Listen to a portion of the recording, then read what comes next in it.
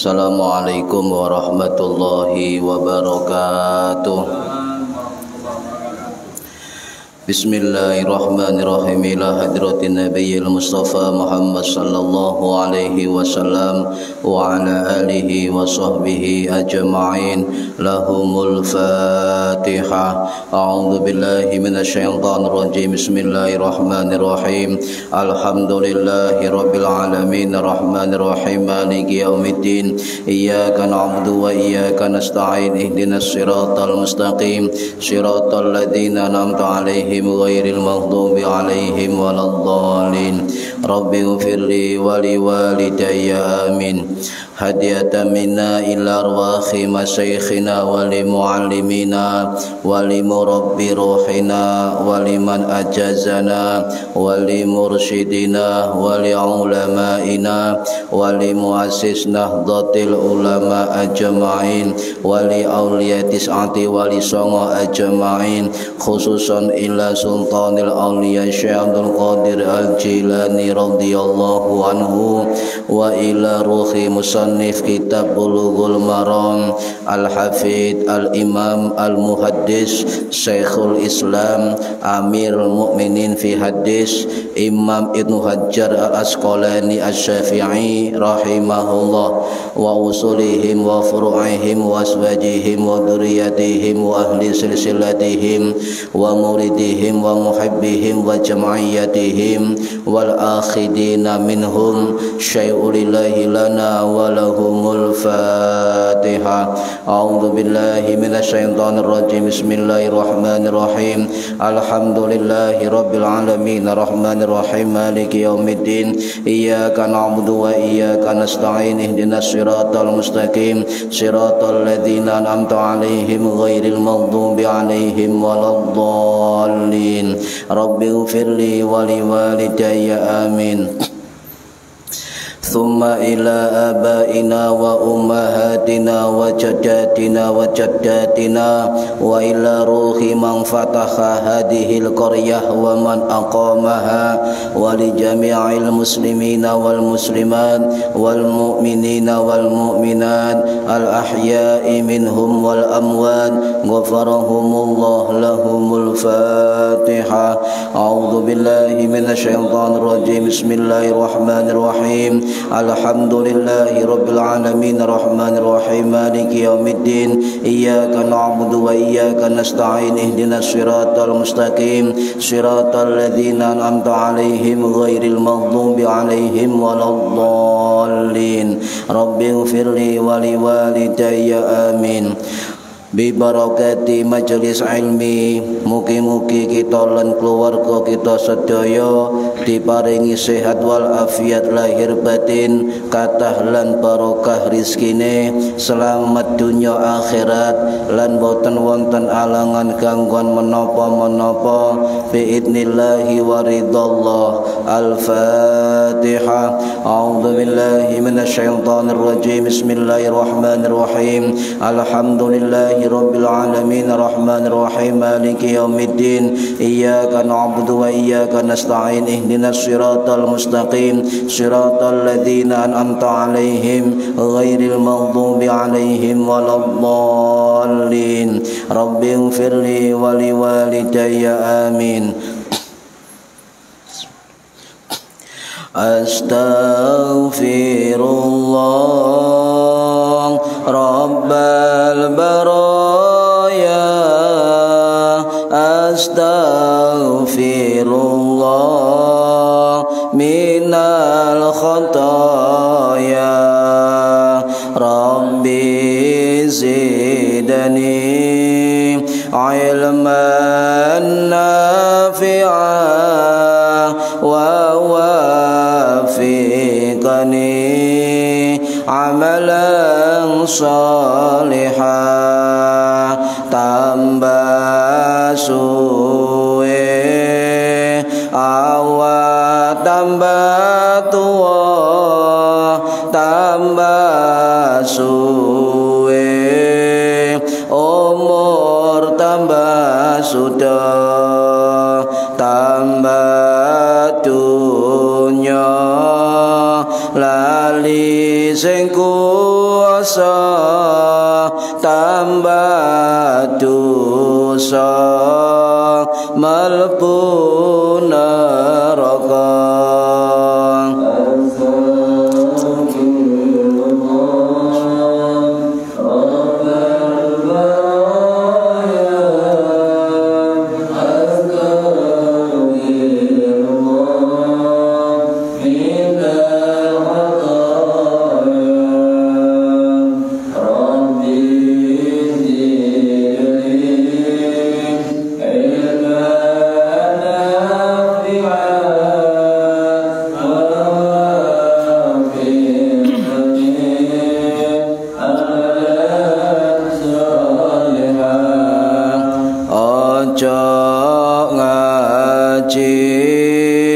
Semaya tua dereng karuan umurmu dawa. Aja ngaji semaya suke dereng suke nyawa wis mulih.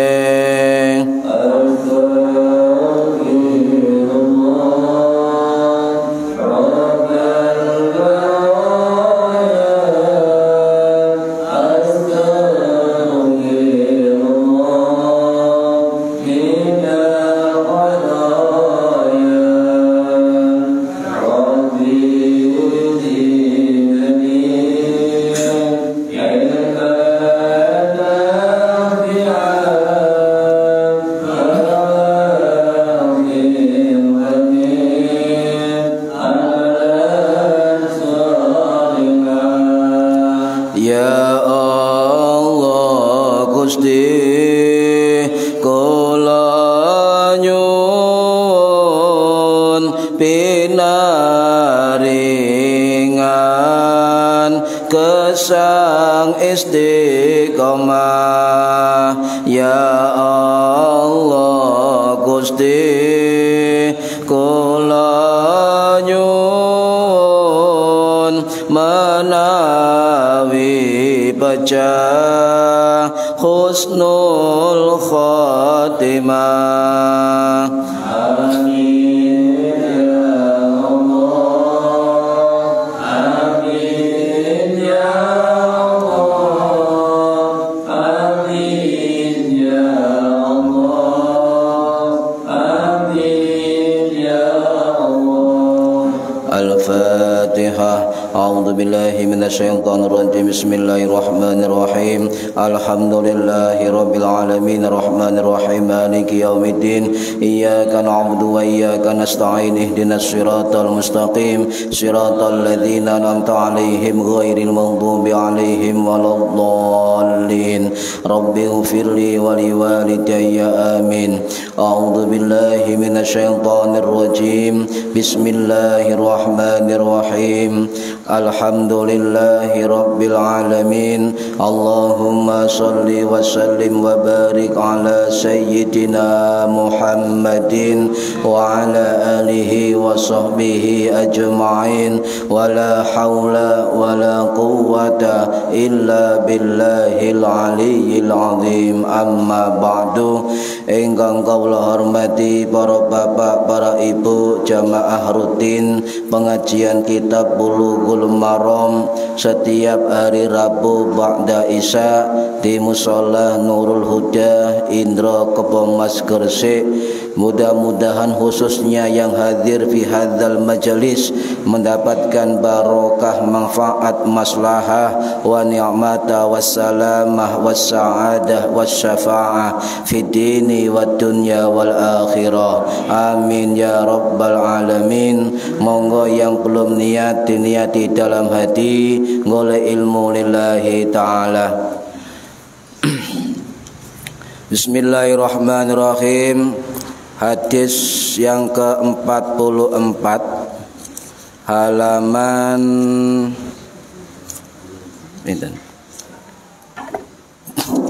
halaman 20 nggih. Bismillahirrahmanirrahim. Wa an Jabirin lan diriwayatkan saking sahabat Jabir bin Abdullah radhiyallahu muga-muga ngridani sapa Allahu Gusti Allah anhu marang sahabat Jabir bin Abdullah fi sifati hajjin nabiyyi ing dalem nerangake sifat hajine Kanjeng Nabi Muhammad sallallahu alaihi wasallam. Qala dawuh sapa Kanjeng Nabi, ibada'u miwitono sira kabeh bima bada'a kelawan barang kang miwiti sapa Allah Gusti Allah bihi kelawan mah. Akhrajahu ngetono ing hadis sapa An-Nasai Imam Nasai rahimahullah. Hakadha kaya mengkono hadis bilafdil amri kelawan lafat amr atau perintah. Wa huwa lan utawi hadis ainda muslimin ing ngersani Imam Muslim rahimahullah bilafdil khabari kelawan lafat khabar, lafat cerita. Hadis yang ke-45 wa anhu lan saking sahabat Jabir bin Abdullah radhiyallahu anhu qala dawuh sapa sahabat Jabir bin Abdullah kana nabiyyu ana sapa Kanjeng Nabi Muhammad sallallahu alaihi wasallam iku idza tawaddaa nalikane wudu sapa Kanjeng Nabi adarul ma'a adara mubengno sapa Kanjeng Nabi al ma'a ing banyu ala mirfaqaihi ing atase sikut lorone Kanjeng Nabi. Akhrajahu ngetokno ing hadis sapa Ad-Daraqutni Imam Ad-Daraqutni rahimahullah bi isnadin dhaifin kelawan sanad yang dhaif. Hadirin rahimakumullah, ini tentang hadis yang isinya haji ya. Lah kenapa hadis yang haji masuk bab wudu? Mangke diceritakan nggih. Niki lek gak diterangno oleh guru-guru kita enggak paham. Lho iki no hadis tentang haji kok mlebu no bab wudu. Berarti pengarang kitab enggak ada maksud ngoten, Mbak. Nggih, pengarang kitab enggak ada maksud. Nah, hadis yang ke-44 tentang wudu niki menerangkan sifat haji Kanjeng Nabi Muhammad sallallahu alaihi wasallam yang di dalamnya mengandung pengertian tertib. Nggih, tertib. Nah, niki riwayat sahabat Jabir bin Abdullah ya bin Haram Al-Ansari Al-Madani radhiyallahu anhu yang wafat tahun 697 Masehi, dimakamkan di Jannatul Baqi Madinah dalam usia 97 tahun dan dalam usia tua beliau dalam keadaan buta. Wafatnya sahabat Jabir bin Abdullah itu diracun, Pak. Diracun oleh musuh politik, ngoten. Oleh sinten? Diracun oleh salah satu politisi senior atau gubernur Irak dari Bani Umayyah yang bernama Al-Hajjaj bin Yusuf As-Saqafi ya, yang wafat tahun 714 Masehi di Irak.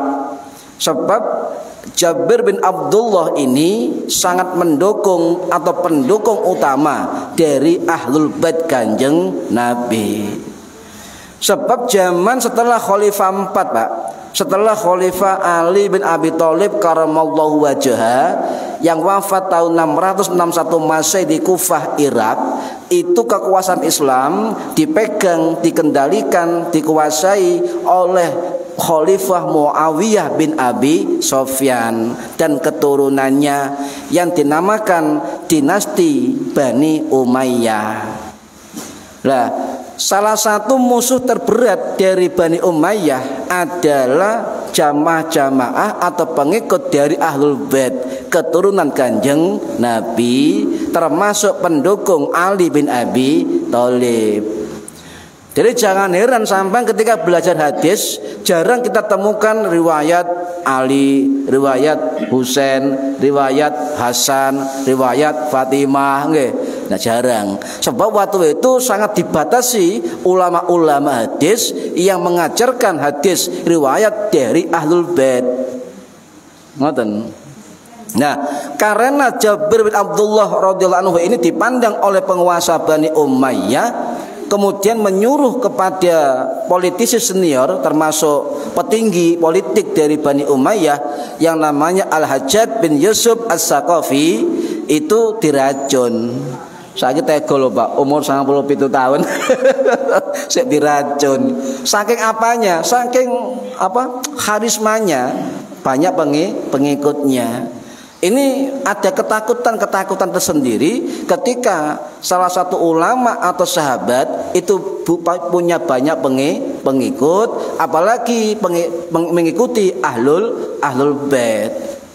Niku akhirnya politik gak karu-karuan, nggih. Kekuasaan dengan cara-cara politisi. Nanti masuknya mengganggu mempengaruhi terhadap hadis, keilmuan dan sebagainya. Ini. Nah, tetapi walaupun dia termasuk petinggi Umayyah yang sing tego mateni nggih.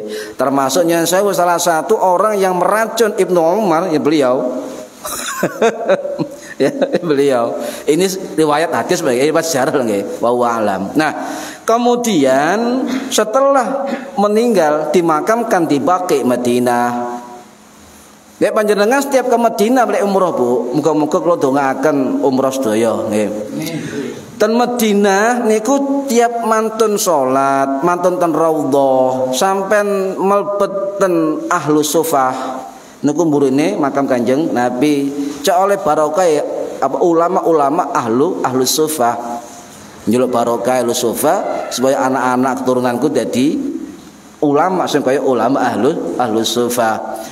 Mantun niku ndonga ten raudhah atau diwali-wali mawon. Terus ten Baqi nggih, ten Baqi niku diriwayatkan ten Baqi itu ada 6 istri Kanjeng Nabi, ada berapa cucu Kanjeng Nabi, juga termasuk di kuburan Baqi dikubur 10.000 sahabat Kanjeng Nabi. Oh, eman.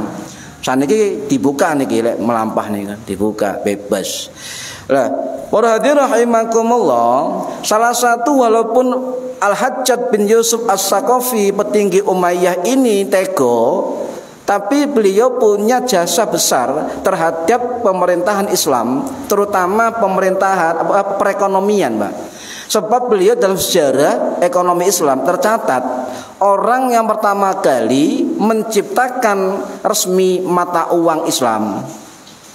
Al-Hajjaj bin Yusuf As-Saqafi itu diciptakan pada zaman Bani Umayyah yang kemudian ditiru oleh kerajaan muslim setelahnya, termasuk kerajaan muslim di Indonesia. Ngoten, termasuk kerajaan Demak, Sriwijaya dan sebagainya. Ada mata uang sendiri dipakai untuk perdagangan dan perekonomian. Ini jasa ya dari Yusuf Al-Hajjaj bin Yusuf As-Saqafi. Nah, para hadirin rahimakumullah, Jabir bin Abdullah ya Al-Ansari niki masuk Islam bersama bapaknya ya Abdullah bin Mahron ya, Al-Ansari. Dan ketika masuk Islam, beliau ketika usia kecil, anak-anak sudah masuk Islam. Nah, beliau juga ikut pada peristiwa Baiat Aqabah II. Baiat Aqabah II bersama dengan banyak orang-orang yang mengikuti baiat sebelum Kanjeng Nabi niki hijrah ke Madinah. Baiat Aqabah II niki itu diikuti kurang lebih 73 laki-laki dan 2 orang perempuan. Yang terbanyak dari Madinah mendatangi Mekah, ya, di luar kota Mekah itu berbaiat pada Kanjeng Nabi. Apa isi baiatnya? Ya. Apa isi baiatnya? Ada 5. Yang pertama, orang-orang yang berbaiat pada Kanjeng Nabi, 1, ya, itu wajib mendengar dan taat kepada Allah dan Rasulnya, baik keadaan disukai maupun tidak disukai. Ngoten, baiatnya ngoten, wajib mentaati. Yang kedua, berinfak dalam keadaan sempit dan longgar untuk perjuangan Kanjeng Nabi. Sehingga kalau orang sugih, Bu, nyumbang perjuangan ulama, nyumbang perdakwai ulama. Rata-rata ulama-ulama rumin sing pinter-pinter alim-alim itu ada mendanai dakwah-dakwah beliau. Ya ada banyak. Bahkan Kanjeng Nabi sinten sing ndukung wong sugih-sugih nggih. Abdurrahman bin Auf, Utsman bin Affan, Abu Bakar As-Siddiq dan sebagainya, sugih-sugih. Nah, lek ana ulama cedek wong sugih utawa wong sugih ngewangi ulama kok dikatakan ulama su, maka ayo belajar hadis lagi, belajar sejarah tarikh Islam kembali, belajar biografi atau sirah nabawiyah Kanjeng Nabi Muhammad sallallahu alaihi wasallam.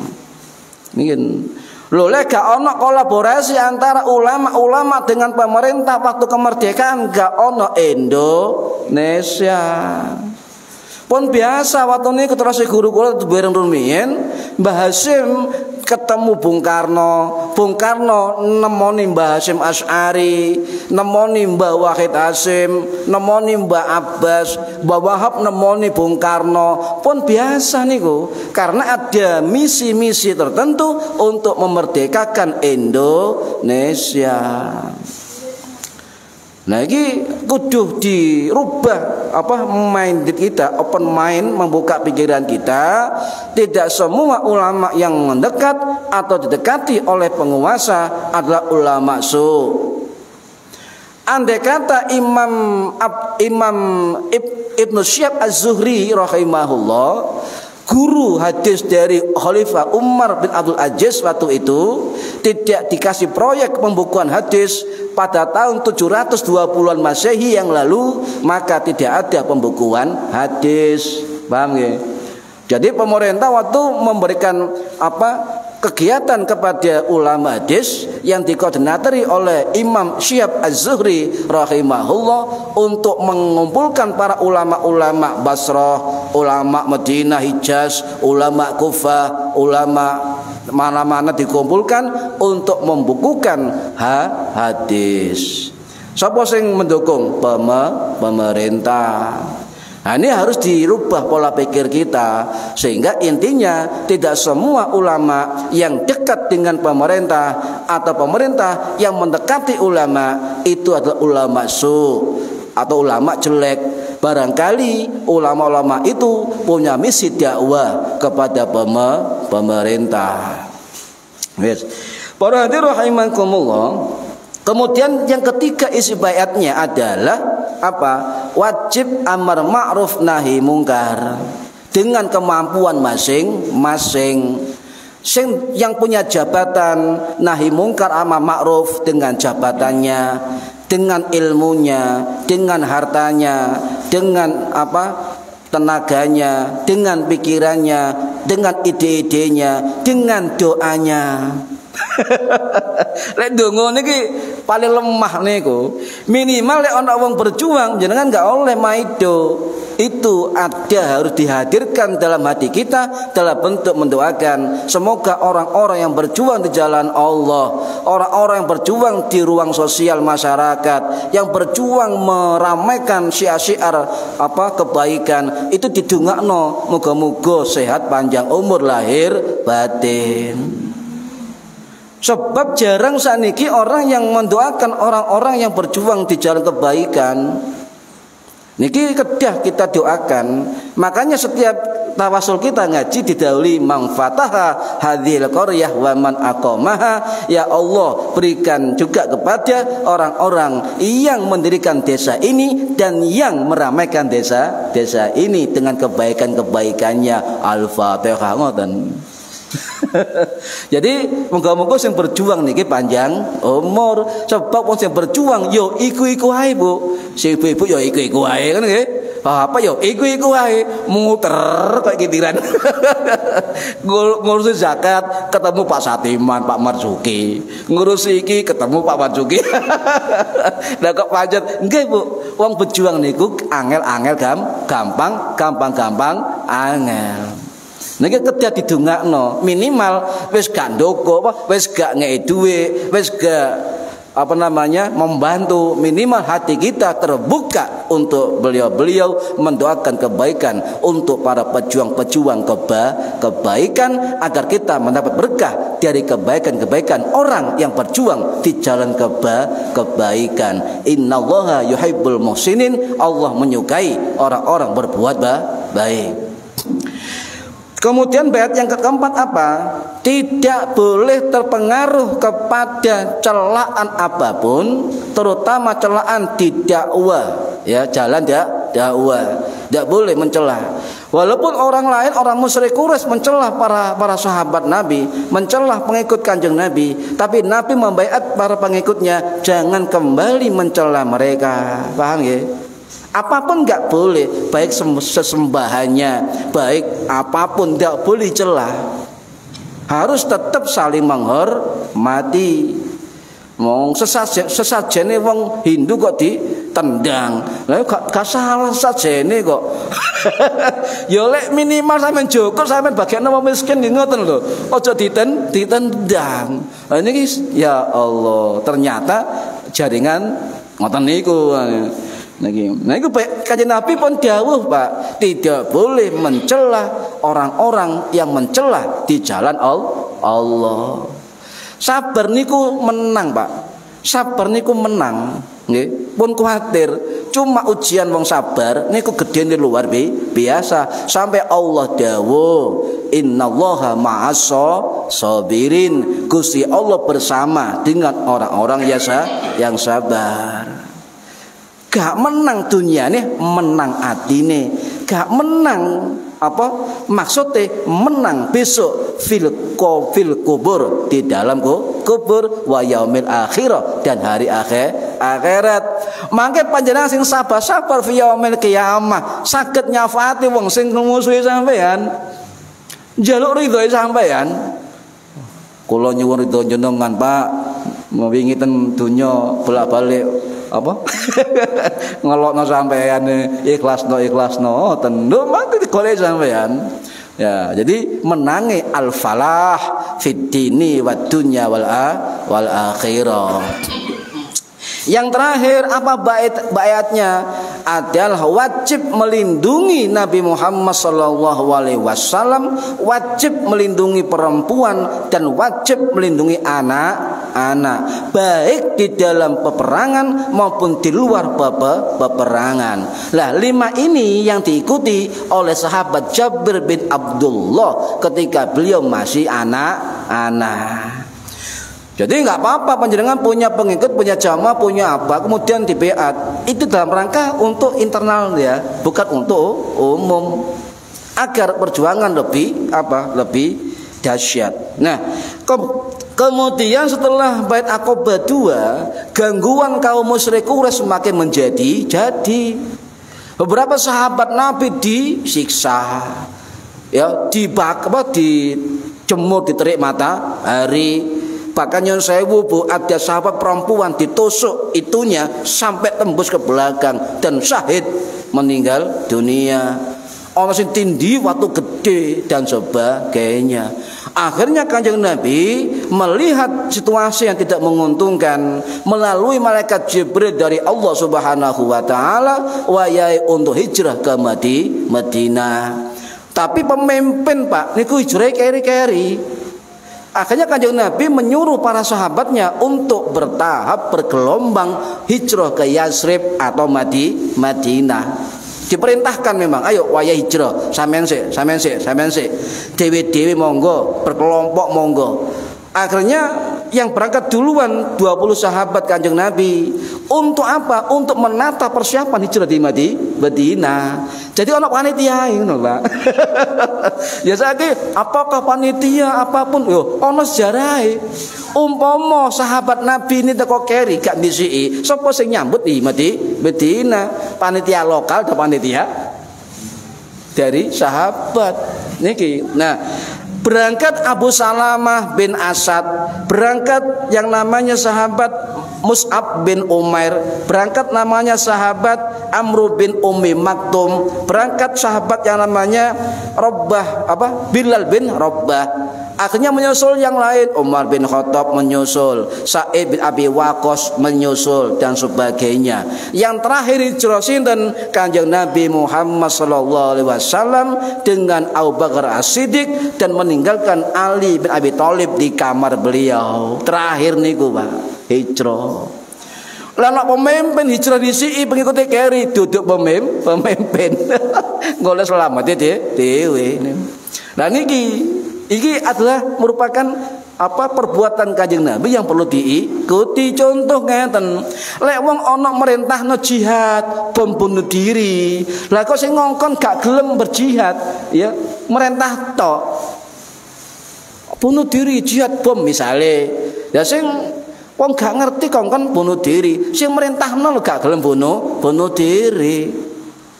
Nah niki piye niki? Harusnya disi nyontohno nggih. Ayo bom bunuh diri, tak disi, tak contohno. Nih. Nah, kemudian setelah hijrah ke Madinah Kanjeng Nabi Muhammad, ya ringkasannya, kenapa hadis ini menjelaskan tentang haji di dalam bab wudu, ya, fi sifati haji nabiyyi ibada'u bima abadallahu bihi. Mulailah dari apa yang dimulai oleh Allah dengannya. Ini hadis Imam An-Nasa'i Asy-Syafi'i An-Naisaburi rahimahullah yang wafat tahun 915 Masehi di Mekah, yang makamnya ada antara Safa dan Marwah, dipendem di tengah-tengah Safa dan Marwah sebab kesadisan dari pemerintah waktu itu terhadap ulama-ulama hadis. Ya, saya sampean enak Pak, Bu, maca tok nggih, hadis diwaca diapalno. Ruminya belajar sahadis niku melaku ten Tulungagung ngoten. Melaku teng Banyuwangi, nyebrang laut ten kali ngonten rumiyin. Saniki tinggal maca tok. Ngono rame.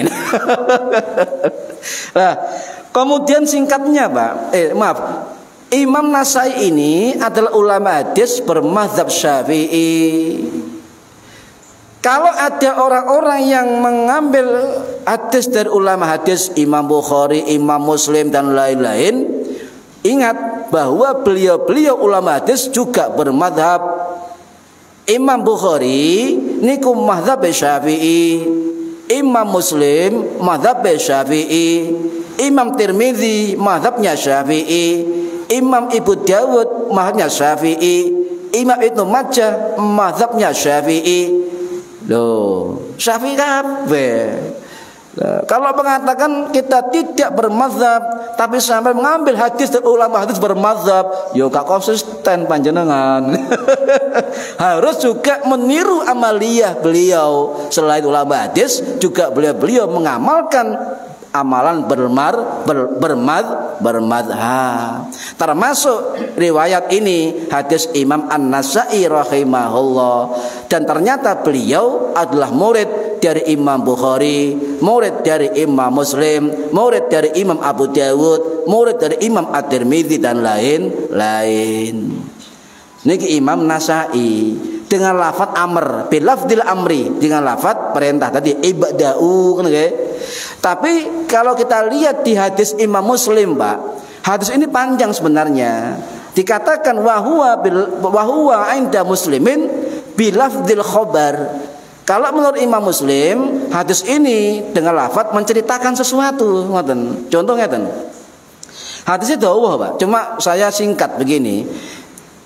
Di dalam lafaz Imam Muslim bilafdil khobar dengan lafaz kalimat menceritakan ketika Nabi haji wada, nggih haji wada nggih, haji perpisahan, haji Nabi yang pertama dan terakhir, nggih, haji wada. Bahkan setelah haji wada ada riwayat 3 bulan setelahnya haji wada kanjeng Nabi wafat atau meninggal dunia pada tanggal 8 Juni 632 Masehi. Sedangkan haji wada terjadi pada bulan Zulhijjah 10 Hijriah atau 631 Masehi. Niki. Nah, haji wada niku juga dikenal dengan haji balagh. Haji balagh. Mengapa balagh? Sebab Nabi itu di haji wada sering khutbah, pidato. Dan juga kanjeng Nabi memberikan contoh secara perbuatan, juga ilmu teori perbuatan tentang haji. Inilah kemudian dikatakan manasik haji di dalam haji wada, ya. Bahkan kanjeng Nabi mengatakan litakhudu manasikakum, maka ambillah manasik haji kalian. Fa inni la adri la'alli la hujju ba'da hajjati hadih. Nabi sudah memberikan syarat setelah haji saya meninggal dunia. Makanya sahabat nangis, Pak. Nabi mengatakan fa inni la adri, sungguhnya saya enggak tahu la'alli la hujju ya ba'da hajjati hadih. Apakah ini haji yang terakhir? Saya enggak tahu. Loh, sudah memberi isyarat. Ngoten. Jadi setelah itu 3 bulan Nabi meninggal dunia. Nah, setelah Nabi tawaf, pendek singkat ya hadis, semurap sejarahnya kenapa hadis haji kok melebet bab wudu. Setelah Nabi tawaf, kemudian Nabi sholat sunnah tawaf di belakang makom Ibrahim, kemudian mengecup Hajar Aswad, kemudian beralih ke minum air Zam-Zam, kemudian beralih ke Sofa atau bukit Sofa. Ya. Nah, sebelum sa'i, kanjeng Nabi pidato di hadapan para sahabat dengan mengutip Al-Baqarah 158. Innas Safa wal Marwata min sa'airillah, al-ayah. Kemudian setelah membaca hadis, Nabi mengatakan ibada'u. Nah, ini ketemu kan? Ibada'u bima abadallahu bih. Nah, mulailah dari yang dimulai oleh Allah dengannya. Nah, ini. Nah, kemudian ternyata perintah sa'i dari Sofa ke Marwah artinya mulailah dari Sofa dulu, kemudian Marwah. Ngoten maksudnya. Nah, maksudnya Ibnu Hajar Al-Asqalani mengatakan hadis ini bermaksud haji itu ibarat wudu, kudu dimulai dari awal. Ngoten maksudnya, dari awal sing jenenge tertib. Jadi wudu ini kedah tertib para hadirin dari awal hingga akhir. Jadi menurut terutama mazhab Syafi'i, ya, pengikut Syafi'i wajib tertib wudunya. Karena tertib niku salah satu rukun wudu di dalam mazhab Syafi'i. Lah panjenengan niat terus masuk sikil, terus masuk rai, terus kuping, lho gak karu-karuan, berarti gak tertib. Maka menurut mazhab Syafi'i, lek gak tertib wudunya tidak sah. Ngoten.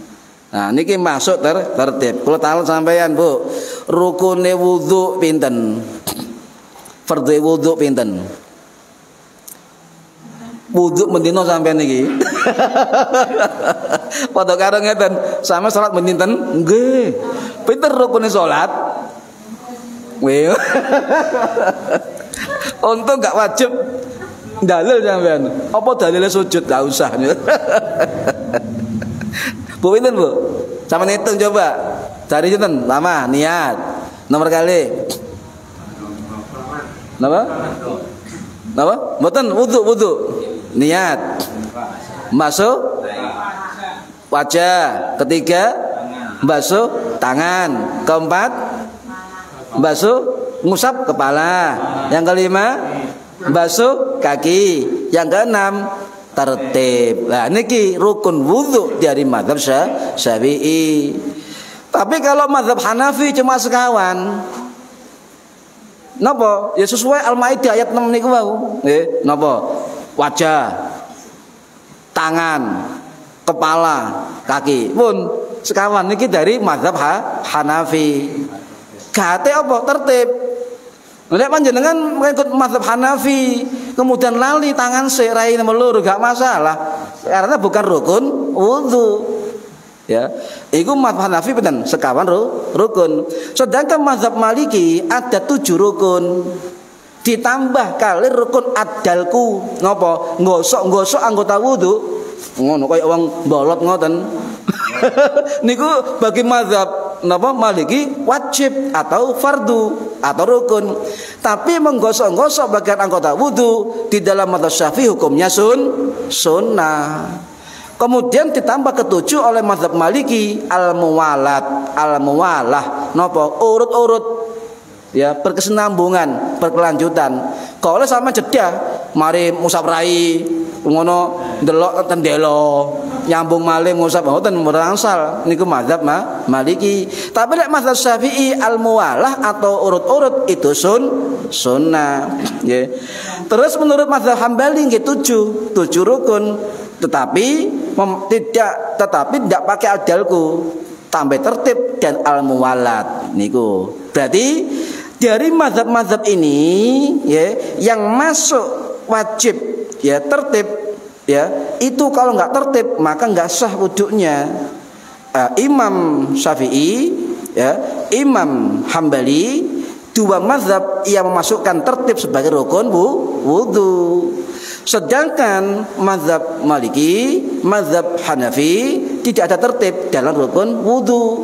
Sehingga sampai nggak tertib tidak masalah, tetap sah. Nggih. Tertib bagi mazhab Hanafi, mazhab Maliki hukumnya sunnah.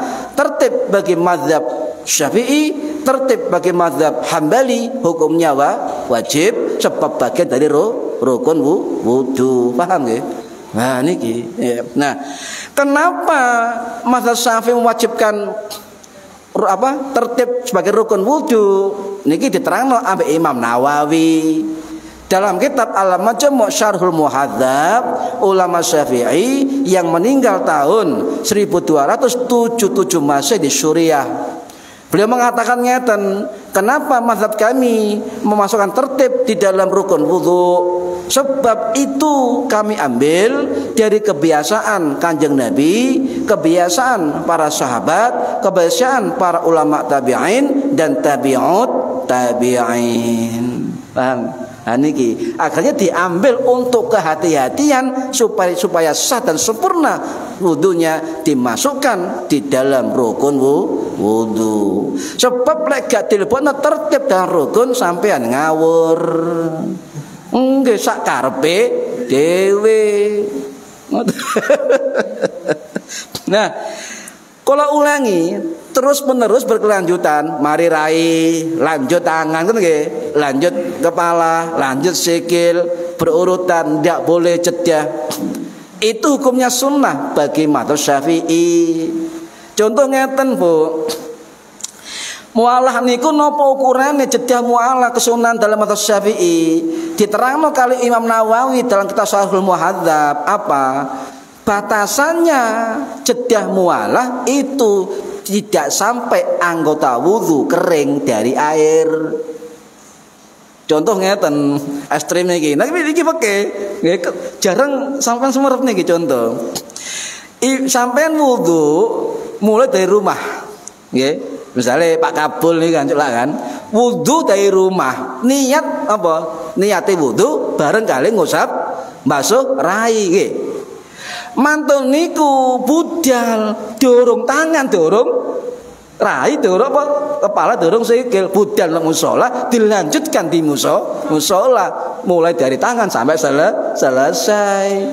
Pertanyaannya apa boleh? Boleh.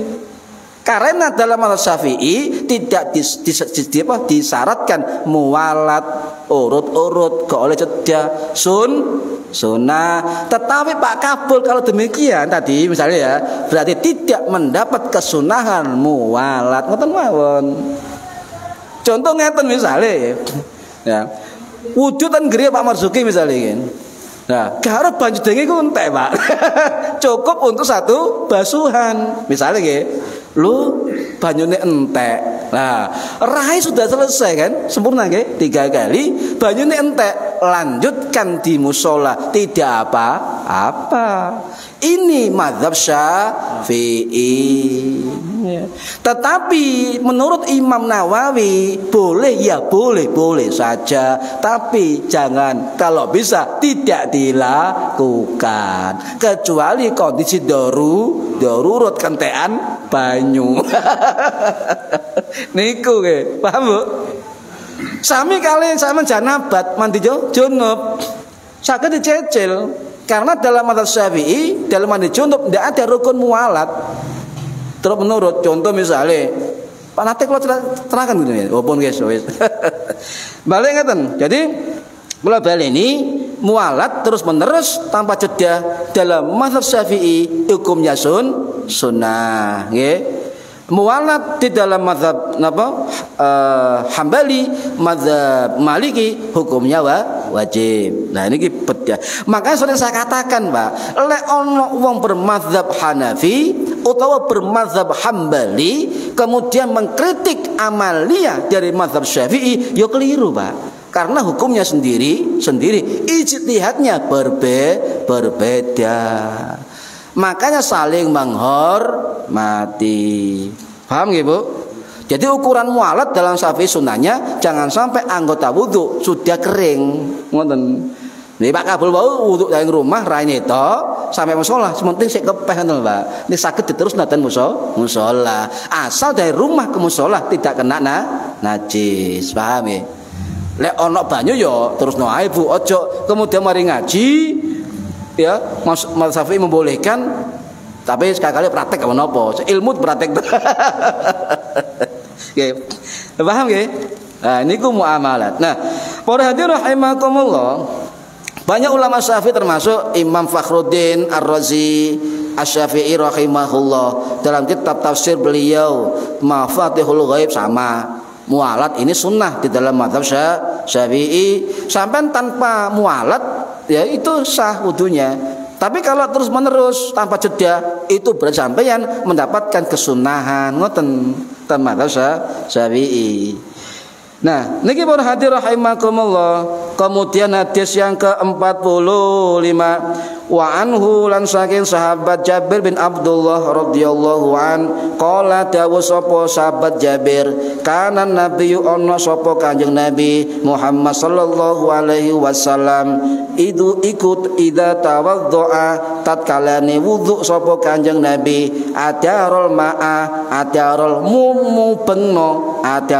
mubengno sapa Kanjeng Nabi al ma'a ing banyu ala mirfaqaihi ing atase sikut lorone Kanjeng Nabi. Niki apa maksudnya? Lek wudu niki sunnah untuk muter sikut urusan tangan, paham nggih?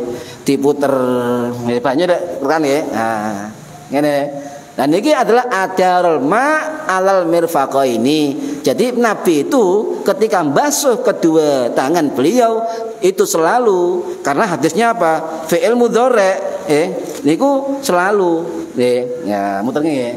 Apa muter supaya banyu iku mbasah seluruh kulit di tangan. Niki Pak maksud hadis itu. Adarul ma mubeng apa? Mubeng, kamu mubeng ngono ya. Muter gak iso tangan. Maksudnya ngeten lah nggih. Gini itu sunnah, nggih sunnah. Jangan meremehkan sunnah, Bu. Di dalam wudu banyak sunnah. Sampai ketika sempurna wudunya dan banyak sunnah dilakukan dalam wudu, itu hitungannya pirang-pirang sunnah pahala ini, Bu. Cuma gak ketok ngoten mawon, nggih. Nah, Kanjeng Nabi selalu memutar kedua sikunya, dan Kanjeng Nabi ada kalimat ala mirfaqaihi, di atas sikut Kanjeng Nabi. Ini. Nah, kalau dikatakan sikut Kanjeng Nabi, berarti sikut itu dalam hadis ini menunjukkan sikut adalah bagian dari tangan yang dibasuh. Paham nggih? Tapi Nabi sampai yang pengikut mazhab Maliki nggih, sikut itu batas. Ngoten nggih.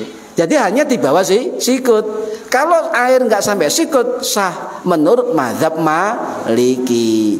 Tetapi menurut mazhab Hambali, Syafi'i, Hanafi, sikut bagian dari tangan harus dibasuh di atas sikut agar sikut itu terbasuhi oleh air. Paham nggih? Makanya Kanjeng Nabi apa? Adarul ma ala mirfaqaihi, memutar kedua sikutnya setiap wudu, baik kanan ataupun kiri. Oh, diringkas. Nah, saniki semerebu bedane al-ghuslu al-mashu. Endi wudu sing termasuk al-ghuslu, mana wudu termasuk al-mashu. Mana wudu tergolong membasuh, mencuci, mana wudu tergolong mengusap. Semerep bedane. Yang ada bedaannya, gini bedaannya. Al-mashu mengusap itu membasahi anggota badan.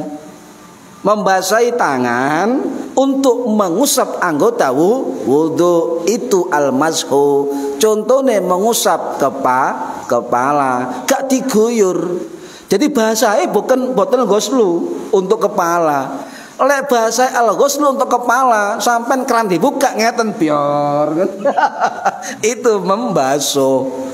Kalau al-ghuslu itu mengusap ya. Kalau al-ghuslu membasuh itu disyaratkan menyiramkan. Paham nggih?